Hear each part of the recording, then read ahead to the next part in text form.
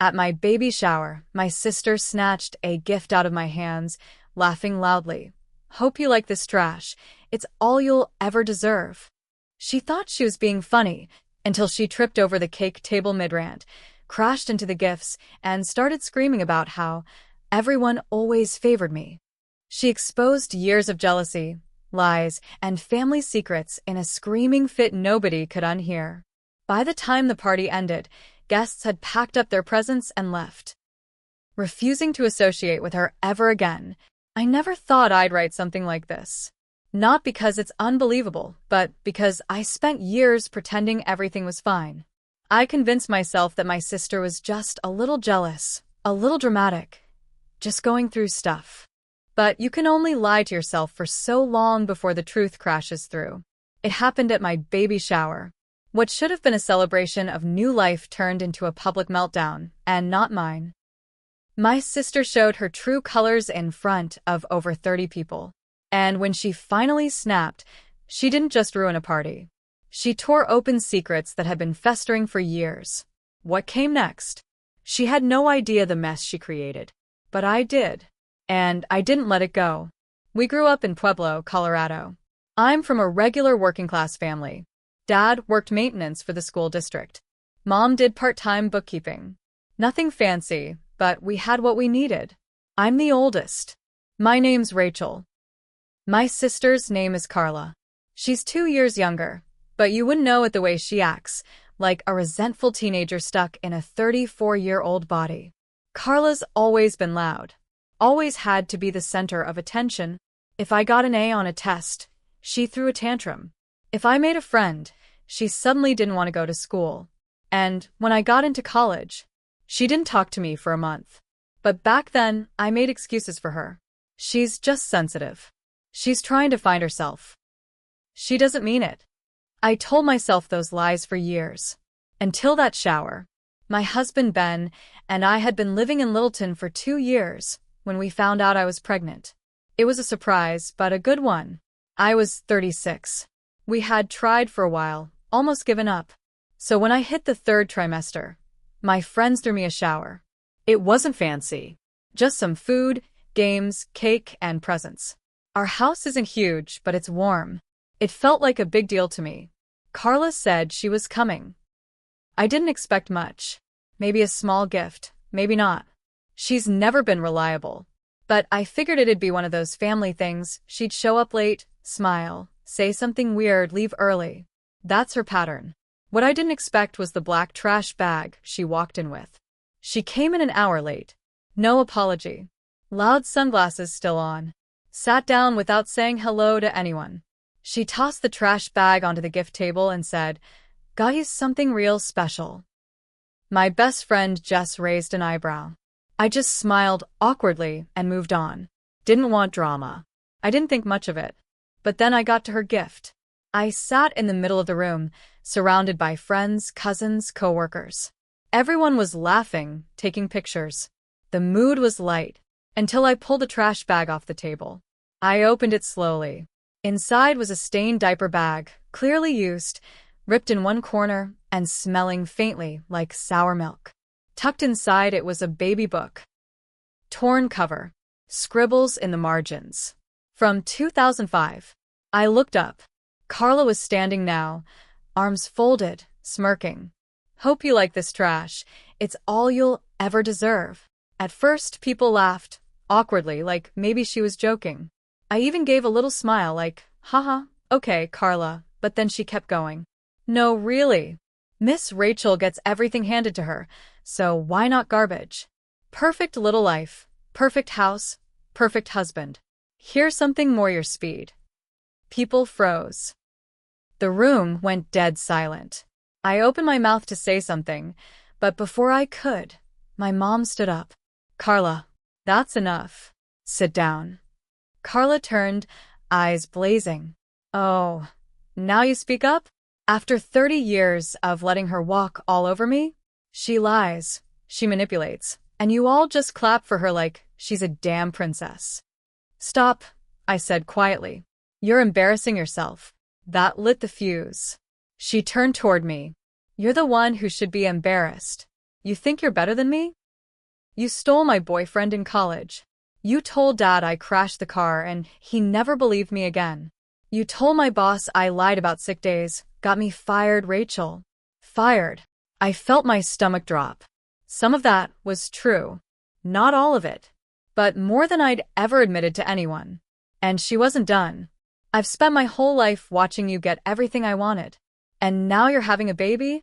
You think this is your moment? Screw that. She turned to storm off, and her heel caught on the rug. She tripped face first into the cake table. The cake flipped onto her chest. The table collapsed. She landed in the middle of the gift pile, arms flailing, legs tangled in streamers. And she started screaming. Everyone always favored her, she shrieked, smeared in frosting and pink bows. I was just the leftover kid. The mistake.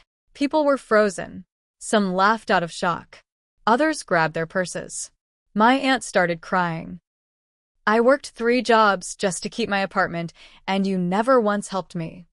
You never asked, I said quietly. She howled like I'd slapped her. Because I shouldn't have to. You're my sister. I was shaking. Not angry. Just drained. It felt like she'd ripped off every mask she ever wore and dumped her ugly truth all over the carpet. By the time my husband helped me to my feet, most of the guests had picked up their presents and quietly slipped out the door. Nobody wanted to be around her after that. Not even our parents. The baby shower was supposed to be a sweet memory. Instead, it turned into a war zone. I thought maybe that would be the end of it, that Carla had finally let out all her poison and would disappear for a while like she usually did. But I was wrong. That wasn't her rock bottom. It was just her warm-up. The next day, my phone didn't stop buzzing. Texts from friends, cousins, coworkers. Some wanted to check on me. Some were stunned. Others just wanted to gossip. But the message was the same across the board. What the hell was that? My aunt, who'd flown in from Nebraska for the shower, left early the next morning. She told my mom she'd never attend another family event if Carla was invited. Jess was even more blunt. She's not just mean, Ratch. She's unstable. You gotta cut her off. Even my mom, who always tried to smooth things over, looked exhausted when I called her. She screamed at me for 20 minutes after you left, Mom said. Said I ruined her life by letting you exist. I don't even know what to say anymore. Dad didn't say much at all. That's how he is, quiet when things get bad. But I could tell he was done too. For the first time, everyone stopped making excuses for Carla. 2 days later, she went on Facebook and posted a rant. I hope everyone who saw what happened at the shower now realizes what I've lived with. Rachel's fake. She lies. She backstabs. She's been ruining my life since we were kids, and no one ever believed me. Well, now you've seen the truth. Enjoy your perfect little baby while you still can. That last line sent a chill down my spine. Ben told me to block her. I did. But by then, screenshots were already flying around. She posted pictures too.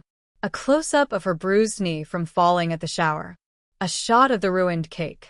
One of the used diaper bag with a caption, "More effort than she deserves."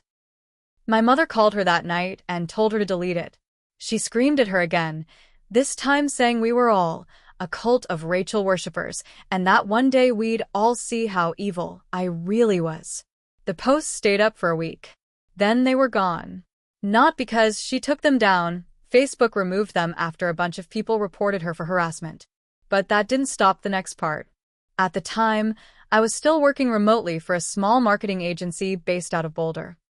I wasn't on maternity leave yet, but I was winding down, final projects, handoffs, prepping my out-of-office stuff. Then my manager emailed me. Hey Rachel, did you recently apply to any other agencies? Someone sent us a weird email about you. Thought you should know. Attached was a screenshot.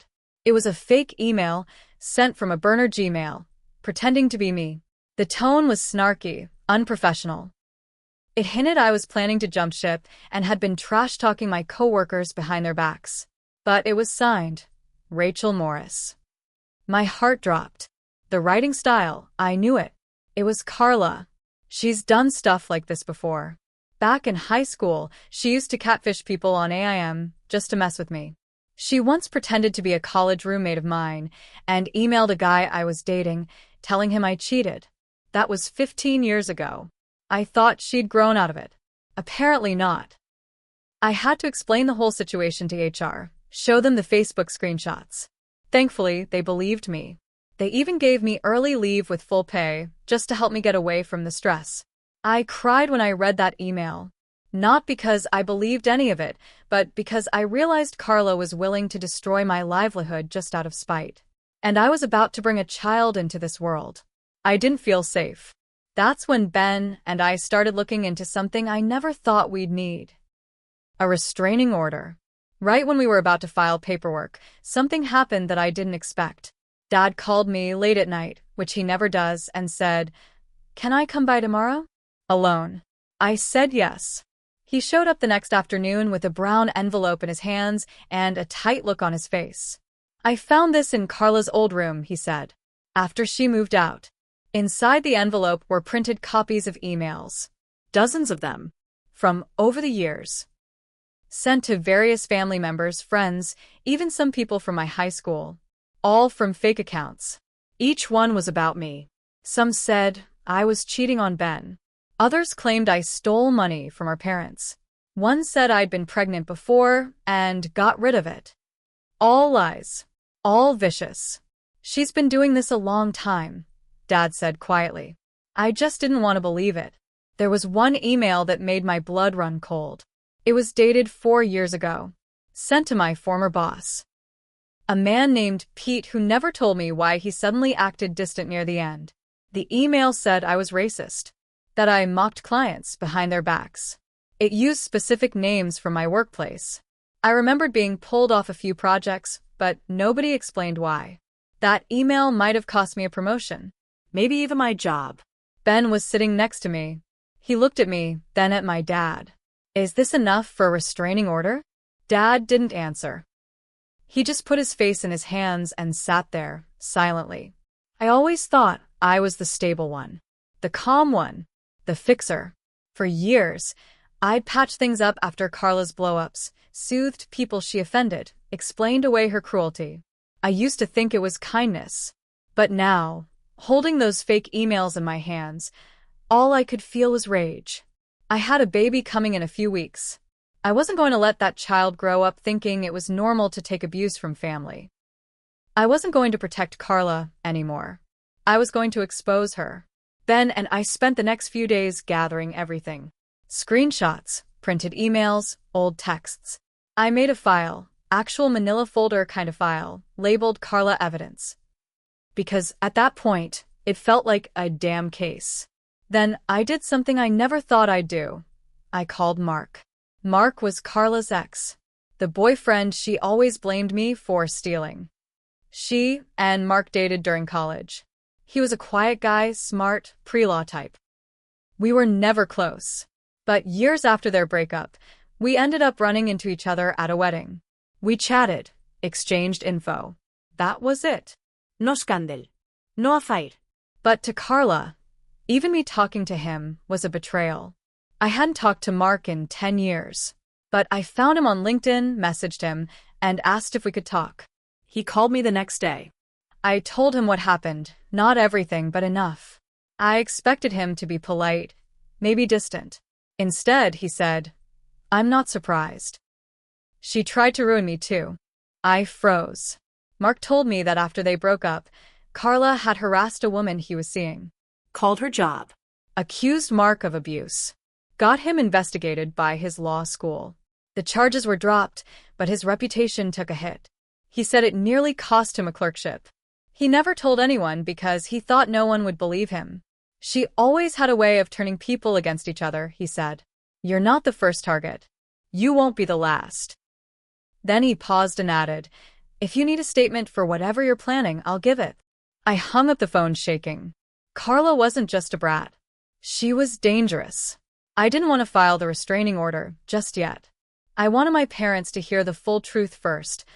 All of it, laid out with no more pretending. So we asked them to come over. No Carla. When they arrived, I pulled out the folder. Ben sat next to me with his laptop open. He had a slideshow ready. Actual photos, messages, everything. At first, my mom didn't want to believe it. "She's just troubled," she whispered. "You know how she gets." But then we showed her the email about me being racist. The one that nearly cost me my job. The one with a fake name but written in Carla's same ranty, familiar tone. My mom's face went pale. Then we showed her the screenshots from Facebook and the email from 2018 that got Carla fired, the one she accused me of writing. I found out later she was actually fired for failing a background check and refusing a drug test. The company had kept it quiet. She lied about that? Mom whispered. Dad leaned forward. She's been lying for years. We just didn't want to deal with it. That broke something in my mom. She started crying. She always said you were the problem, she sobbed. I believed her. I didn't say anything. I just sat there while my parents slowly crumbled under the truth. It was Dad who finally said it. You do what you have to. If she comes near you again, we'll back you up. 3 days later, my phone rang. It was Jess. Rachel, you need to see this. Now. Carla had posted again. But not on Facebook this time. On a Reddit thread. She made a throwaway account. Posted under r/justnofamily with the title, "My pregnant sister is trying to ruin my life because I gave her an honest baby shower gift." The post was long. Full of lies. She claimed I had a history of violence, said I was emotionally abusive to her since childhood, and that I'd manipulated her into mental breakdowns. She painted herself as a victim, claimed I faked evidence, and that my husband was controlling and scary. It got traction. Hundreds of comments. Some people believed her. She's clearly pregnant and hormonal, one said. Her sister sounds like she's struggling. This is sad. I felt sick. It wasn't just about me anymore. She was targeting Ben. Targeting my unborn child. I knew what I had to do. I didn't name her. I didn't lash out.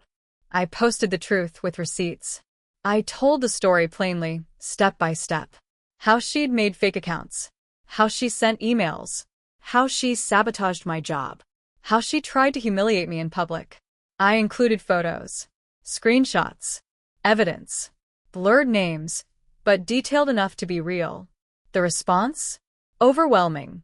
People came out of the woodwork saying they knew someone just like Carla. A cousin, a sister, an ex-friend. One user even said, "Your sister sounds like she's 2 breakdowns away from prison. You're doing the right thing." I didn't feel good. I didn't want internet revenge. But I needed to reclaim the truth. And it worked. Her post got flagged. Then deleted. Her account banned. And for the first time, she couldn't twist the story. I thought maybe she'd go silent after that. Maybe embarrassment would finally shut her up. But Carla never quits. Not until she's flat on her face. 2 weeks before my due date, I got a call from our old neighbor in Pueblo, Mrs. Hill. She was the kind of woman who knew everyone's business, but kept it to herself, unless it was life or death. And apparently, she decided this was life or death. "Rachel, honey," she said, "your sister's been knocking on doors around town, asking if anyone has dirt on you." My heart sank. She's telling people you used to shoplift, that you cheated on Ben, that you faked getting into college.